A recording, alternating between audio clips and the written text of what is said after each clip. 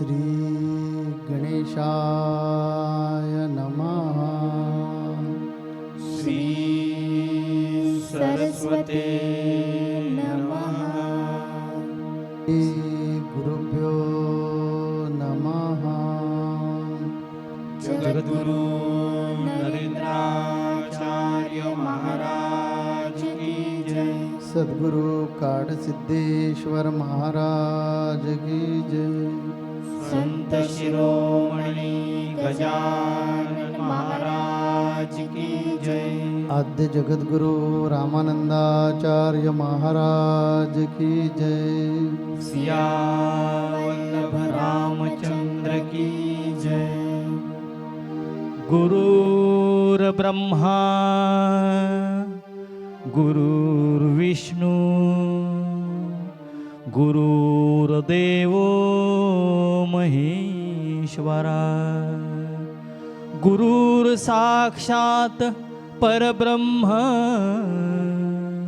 तस्मै श्री गुरवे नमः। सार्थ श्रीमद दासबोध दशक 14वा समास 3 कवित्व कला निरूपण। श्रीराम कवित्व शब्द सुमनमाळा अर्थ परिमळ आगळा तेणे संत षटपद कुळा आनंद होय।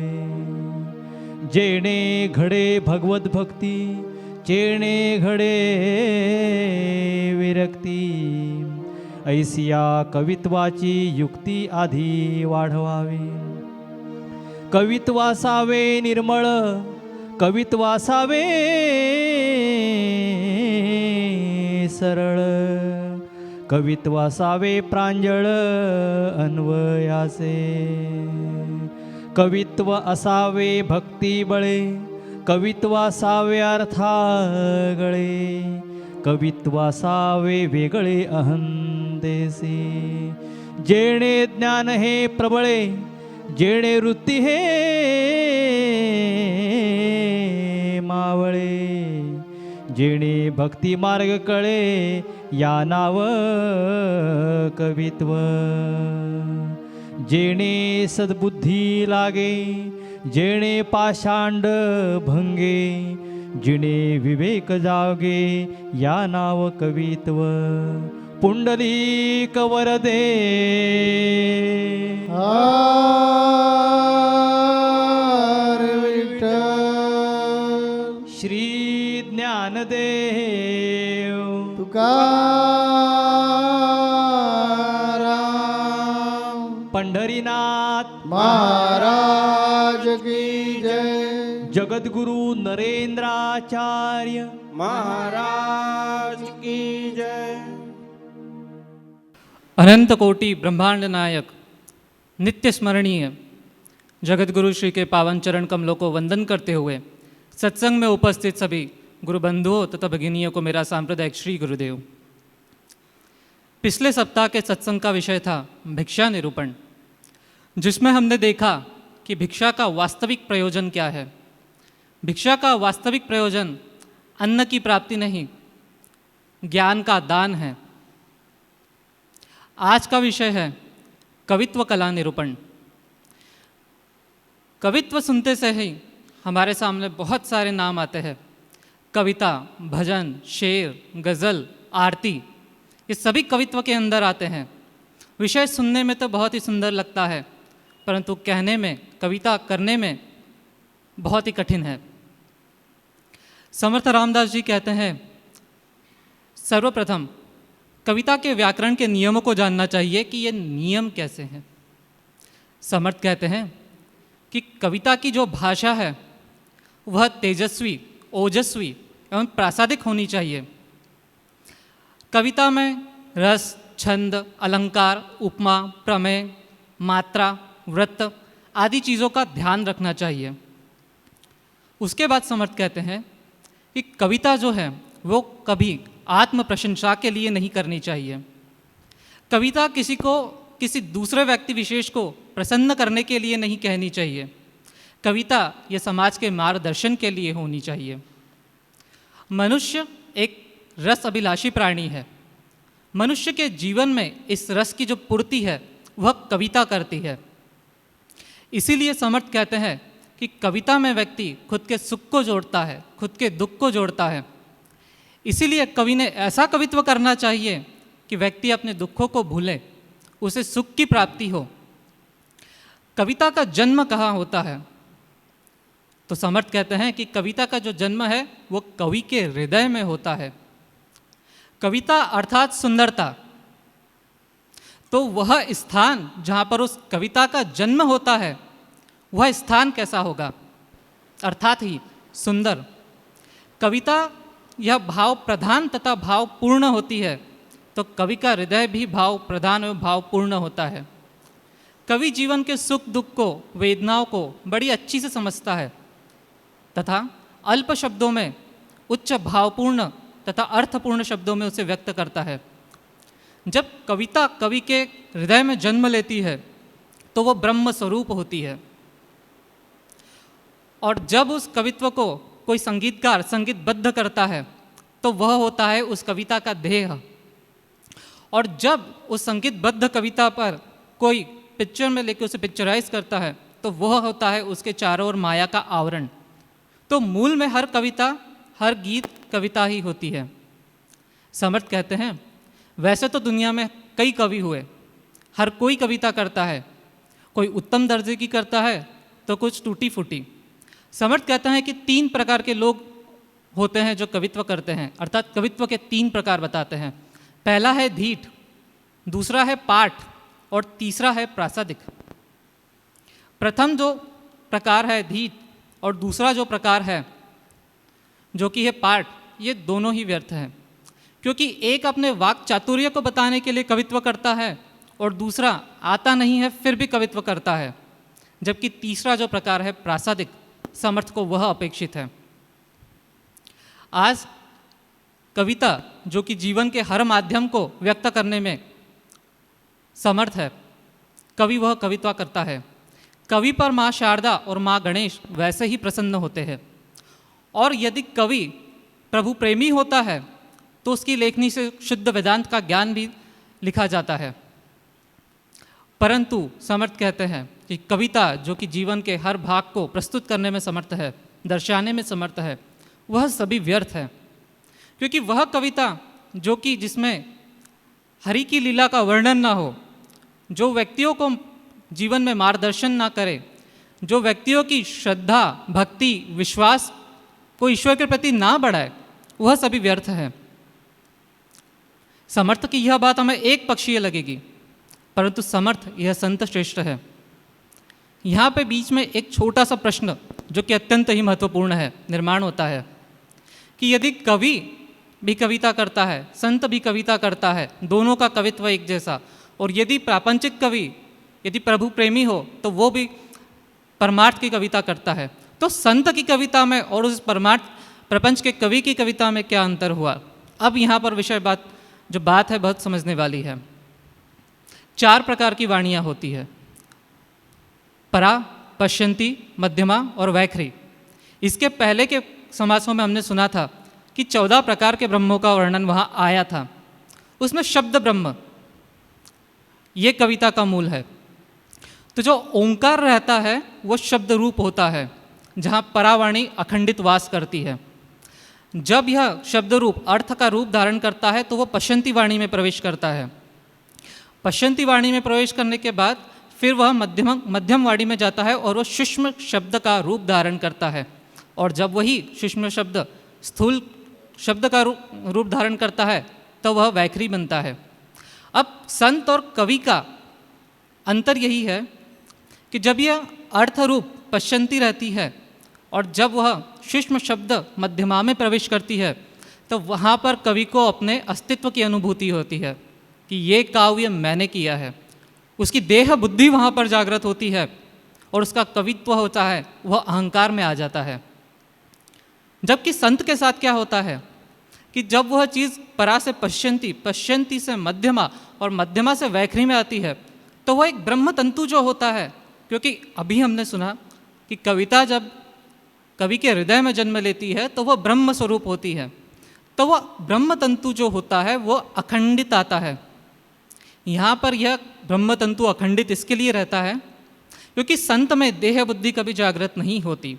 संत होता ही वही है जिसमें जो अपनी देह बुद्धि का पूर्णतः नाश कर चुका रहता है। संत तो प्रत्यक्ष कहते हैं, आपल्या बळे मी नाही बोलित, बोलवणारा धनी तो वेगळा। काव्य करवाया उसने है, उसकी मर्जी से हुआ है, उसी के लिए हुआ है, उसी के चरणों में अर्पण। मैं तो केवल माध्यम मात्र हूँ।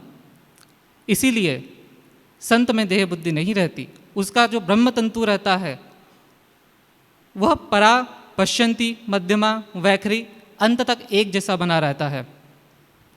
अब संत जब कविता करता है तो वह समाज का मार्गदर्शन करने के लिए होती है, समाज का कल्याण करने के लिए होती है। तुलसीदास जी, मीराबाई, कबीर, ये सब भक्ति शास्त्र के उत्तम कवि ही तो हुए हैं। और यदि हम वारकरी संप्रदाय की बात ना ही करें तो अच्छा होगा, क्योंकि वहाँ पर कवित्व का इतना बड़ा भंडार है कि जिसकी चर्चा के लिए हमारे पास उतना उपलब्ध समय नहीं है। क्योंकि बात निकलेगी तो दूर तक जाएगी और दूर तक ले जाने के लिए हमारे पास समय की मर्यादा है, समय नहीं है। हम गुरु कैसा हो, संत एक कबीर जी कहते हैं, गुरु कुंभार शिष्य कुम, घड़ी घड़ी काढ़े खोर। गुरु कुंभार शिष्य कुम, घड़ी घड़ी काढ़े खोर।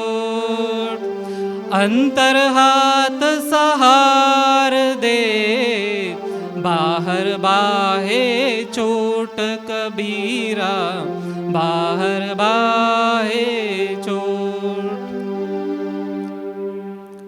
यदि आध्यात्म में भी कवित्व की चर्चा के लिए हम जाएं तो इतने सारे संत हुए हैं, इतना सारा कवित्व है कि बहुत बड़ा भंडार है। आज हम जिनके सत्संग में बैठे हैं, हमारे सद्गुरु जगतगुरु नरेंद्राचार्य जी, उन्होंने इतना बड़ा काव्य भंडार लिखा है कि उसकी एक पंक्ति का अर्थ समझाने के लिए वर्षों का समय चाहिए। उनकी एक पंक्ति को समझने के लिए, कवित्व की एक पंक्ति को समझने के लिए भी वर्षों का समय चाहिए। बड़ी से बड़ी बातें हमारे जगतगुरु श्री ने भी उत्तम कवित्व के माध्यम से बहुत ही अल्प शब्दों में व्यक्त की है। इसके एक दो उदाहरण हम देखते हैं कि आध्यात्मिक कविता कैसी रहती है। जब व्यक्ति आध्यात्म में आता है तो उसकी दो अवस्थाएं मुख्यतः समर्थ बताते हैं। एक है साधकावस्था और दूसरी है सिद्धावस्था। साधकावस्था में साधक जो रहता है वह प्रार्थना युक्त और अनुताप युक्त काव्य करता है, जबकि सिद्धावस्था में वह स्वानुभव की कहानी कहता है। आखिर ईश्वर की खोज कैसे की जाए, ये देखने के लिए हमारे जगतगुरु श्री ने लिखा है, अणु रेणुदेव आहे नरेंद्र मणे शोधुन पाही। गुरु की चरणों की वंदना करने से क्या मिलता है? जगतगुरु श्री लिखते हैं कि वंदुनी चरण काय मिळे फळ, वंदुनी चरण काय मिळे फळ, नरेंद्र मणे षडरिपु निशेष उड़े। जिस श्री लीलामृत ग्रंथ का हम रोज पाठ करते हैं, प्रत्यक्ष महाशारदा और महागणपति अपने पूर्ण ऐश्वर्य के साथ वहाँ प्रकट हुए हैं, ऐसा लगता है। एक एक शब्द मानो स्वानुभूति का आया हो, खुद ने ही वह अनुभव किया हो और लिखा हो। आगे समर्थ कहते हैं कि जब वह ब्रह्म तंतु के द्वारा कविता आती है तो वह परा, पश्यंती, मध्यमा और वैखरी से आती है। परंतु जब कोई आध्यात्मिक साधक ईश्वर प्राप्ति के लिए जाता है तो वह उल्टे क्रम से, अर्थात वैखरी, मध्यमा, पश्यंती और परा से जाता है। जब साधक मध्यमा से पश्यंती में प्रवेश करता है तो उसके मन में हजारों विचार होते हैं और धीरे धीरे प्रभु का प्रेम बढ़ता है और उसके रोम रोम में प्रभु का नाम आने लगता है। फिर उसके उसे अनुभव होता है कि विश्व के हर कण में और समय के हर क्षण में ईश्वर का वास है। फिर उसके मन से सारी दूसरी भावनाएं दूर होने लगती है। एक ऐसा पात्र जिसमें पूर्णतः पानी भरा हुआ है, इतना पानी भरा है कि उसमें एक बूंद भी अब पानी नहीं जा सकता, इतना वह पूरा भरा है। ऐसे ही उस साधक की अवस्था होती है पश्यंती में प्रवेश के बाद कि उसकी प्रत्येक क्रिया में ईश्वर आता है। ईश्वर के अलावा और कोई भाव नहीं रहता, कोई वासना, कोई कल्पना, कोई अनुभूति, संवेदना, विचार, इनके लिए स्थान ही नहीं बचता है। उसे कहते हैं पश्यंती की पूर्णावस्था। उस पश्यंती की पूर्णावस्था में साधक का काव्य कैसा रहता है, हम वो देखते हैं कि उस काव्य को देखने के लिए हम एक उत्तम उदाहरण हमारे जगत गुरु श्री, क्योंकि जब हमारे जगत गुरु श्री ने पश्यंतीवस्था की पूर्णावस्था को देखा, जिसके हम चर्चा कर रहे हैं, जब हृदय में केवल एक ही ईश्वर रहता है, दूसरा भाव ही नहीं रहता है, ऐसे जब स्थिति होती है कि साधक एक ही ईश्वर को सब कुछ मान लेता है, तो वह पश्यंती से परा में प्रवेश करता है। जब वह परा में प्रवेश करता है तो वह सिद्ध में परिवर्तित होता है, और उसका काव्य जो होता है वो स्वानुभव की कहानी कहता है। समर्थ कहते हैं कि कविता अर्थात सुंदरता, सुंदरता अर्थात शुद्धता, शुद्धता अर्थात सात्विकता, सात्विकता अर्थात सत्यता, और सत्यता अर्थात प्रत्यक्ष ईश्वर। तो इस प्रकार संत जो होता है वो कविता से प्रारंभ करके सत्यता, सुंदरता, शुद्धता, एक एक पदक्रम को लेते हुए अंत तक ईश्वर तक जाता है। अर्थात कवित्व से ईश्वर की प्राप्ति संभव है। यही कारण है कि 100 में से 99 संत कवि होते हैं। कवित्व यह जीवन का रस है। यदि जीवन में थोड़ा कवित्व हो तो जीवन वैसे ही बहुत सुंदर हो जाता है। व्यक्ति कवित्व के ओर वैसे ही आकर्षित होता है। तो समर्थ कहते हैं कि यदि वह कवित्व उसके जीवन को मार्गदर्शन करे तो वह उत्तम होता है। जिस भजन में राम का नाम न हो उस भजन को गाना ना चाहिए। प्रभु की महिमा जो कवित्व बताए, सामर्थ्य यहाँ पर चर्चा करते हैं कि कवित्व जो होता है वो संपूर्ण राष्ट्र को एक सूत्रता के धागे में जोड़ने की शक्ति रखता है। कवित्व व्यक्ति का चरित्र चित्रण कर सकता है। जैसे हमने कविता सुनी होगी, बुंदेले हर बोलो के मुख से हमने सुनी कहानी थी, खूब लड़ी मर्दानी वो तो झांसी वाली रानी थी। ऐसे अनेक प्रकार के कवित्व हैं जिसकी समर्थ यहाँ पर चर्चा करते हैं। क्योंकि कवित्व सुख, दुख, वेदना, संवेदना, भाव, जीवन के हर क्षेत्र को, चाहे वो प्रपंच का हो चाहे वो परमार्थ का हो, उसे पूर्णता के साथ व्यक्त करती है।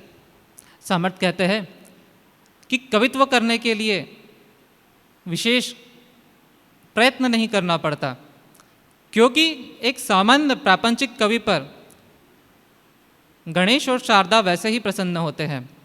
हमने पूर्व के समासों में सुना था कि आपके मन और मस्तिष्क में विचार का प्रकट होना यह गणेश की कृपा, और उस विचार का व्यक्त होना यह माँ शारदा की कृपा। जगत गुरु श्री ने उनकी पुस्तक प्रवचन सिंधु, इस पुस्तक में मिति विश्व इस पर्टिकुलर टॉपिक में इन बातों का वर्णन किया है कि कैसे कवित्व पर माँ शारदा और गणेश की कृपा होती है। यदि एक सामान्य कवि पर माँ शारदा और गणेश की इतनी कृपा होती है तो वह आध्यात्म का संत, जो कि आध्यात्म का जिसे राजा कहते हैं, वह जो कि प्रत्यक्ष ईश्वर नहीं, ईश्वर से भी ऊपर है। गुरुर ब्रह्मा गुरुर विष्णु गुरुर देवो महेश्वरा, गुरु साक्षात परब्रह्म, जिसे हमने परब्रह्म कहा है, उस पर वह महाशारदा और वह महागणपति कितने प्रसन्न होंगे। हमने अभी कुछ देर पूर्व ही प्रवचन चालू होने के पहले आधे घंटे की हमने स्तुतियाँ गाई, कुछ भजन गाए, स्तुतियाँ गुरु के चरणों में अर्पण की। ये सब क्या था? कवित्व।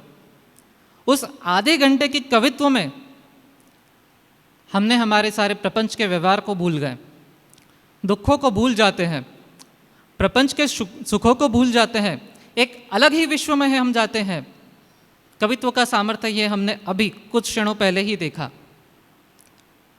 जब हम प्रभु की स्तुति करते हैं, ऐसे कहा जाता है कि जो सामान्य लोग नहीं देखते वो कवि दिखता है, जो देखे कवि वो ना देखे रवि, ऐसे एक कहावत है। तो तो ये कवि जो है वो हमारे में जब कब निर्माण हो जाएगा, हम सब में वो कवि है लेकिन सुप्त अवस्था में है, गुप्त रूप में है। जब हमारा हृदय जो है, हृदय जब सद्वर्तनी हो जाएगा, मृदु हो जाएगा, सात्विक हो जाएगा, लीन हो जाएगा, तब हमारे में ये काव्य आपसे आप स्फुरन काव्य का हो जाएगा, उगम हो जाएगा। और अभी अभी इन्होंने जो बताया वैसे ही कि जैसा हमें अनुभव आ गया वैसे रूप में हम हमारे हाथों से हमारे मन का चित्र हम रिकाटते हैं या निकालते हैं, वो काव्य है। अभी अभी मेरा ये अभंग उन्होंने बताया था, गजानन मेरा गुरु, गजानन कल्पतरु, सौख्य का सागर गजानन, ऐसे उन्होंने बताइए। मैं जब साधक अवस्था में था तब लिखा है, जब मैं सिद्ध हो गया तो मैंने मेरा विचार वापस बताया। पाप और पुण्य सारा हो ये ब्रह्म, जग शून्यमय देवा जग शून्यमय। पाप और पुण्य ये सब भ्रम है, ये सब मिथ्य है। ऐसे हमने हमारा खुद का अनुभव लिखा है। जब आदमी सिद्ध हो जाएगा, उनको पूरे चराचर का ज्ञान प्राप्त हो जाएगा, तब उनको समझता है कि ये हम जो दृश्य विश्व देख रहे हैं वो मिथ्य है और हम अलग है। ऐसी अवस्था हर व्यक्ति में आती है, इसलिए साधना करना आवश्यक है। हम बद्ध से मुमुक्षु होना चाहिए, मुमुक्षु से साधक होना चाहिए, साधक से सिद्ध होना चाहिए। जब हम सिद्ध हो जाएंगे और चराचर में जो है वो मेरे में है, इसका यथार्थ ज्ञान खुद में हो जाएगा, तब हमें मुक्ति मिलने वाले। मुक्ति के भी 4 प्रकार है। सलोकता यानी गुरुदेव के या भगवान के लोक में रहने का मौका मिलना, उनको सलोकता बोला जाता है। समीपता कि उनके नज़दीक आना मिलता है, उनके बगल में बैठना मिलता है, वो है समीपता। स्वरूपता यानी उनके जैसे वो आदमी को लोग पहचानते हैं, ये स्वामी जी का प्रतिनिधि है, यह है स्वरूपता। और चौथा मुक्ति का प्रकार है सायुज्यता कि ये चराचर में हम ही है, कण कण में हम है, अणु रेणु देव आए, नरेंद्र मणे शोधुन पाए। इसका अर्थ है कि कण कण में भगवान है, यह हमने देखा है, इसलिए तो हमने लिखा। जब हम सिद्ध हो गए तब लिखा, देव आहे हृदयात नको जाणे रावळात, साऱ्या संतानी जाणीला श्रेष्ठ अशा परमात्म्याला। भगवान को ढूंढने के लिए बाहर जाने की जरूरत नहीं, भगवान हमारे में छुपा हुआ है, हम ही भगवान हैं। ऐसे बाद में हमारे हाथों से काव्य आ गए। कहने का मतलब समर्थ रामदास स्वामी जी कहते हैं कि ये प्रगति का लक्षण है, कवि बनना प्रगति का लक्षण है। समझने का कि हमारा हृदय मृदु हो रहा है, विनम्र हो रहा है, सात्विक हो रहा है, अध्यात्म के मार्ग पर वो चल रहा है। इसी कारण हमारे में जो छुपा हुआ कवि है वो बाहर आने लगा है। तो हर व्यक्ति ने ऐसा प्रयास करना चाहिए।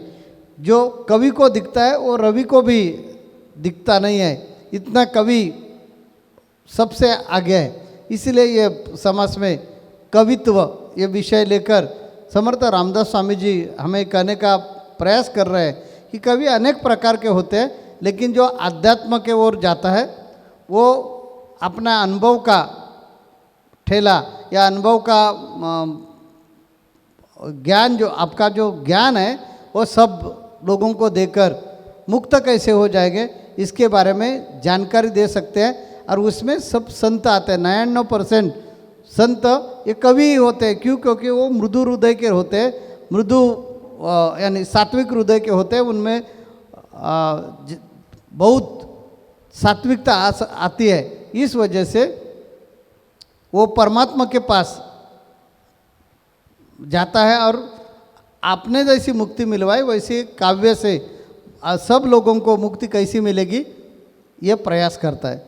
अभी हमारा टाइम ख़त्म हो गया, हम फिर मिलेंगे अगले सत्संग में। श्री गुरुदेव। जगतगुरु नरेंद्राचार्य महाराज की जय। सद्गुरु काड़ सिद्धेश्वर महाराज की जय। संत शिरोमणि गजानन महाराज की जय। आद्य जगतगुरु रामानंदाचार्य महाराज की जय। सिया वल्लभ रामचंद्र की जय।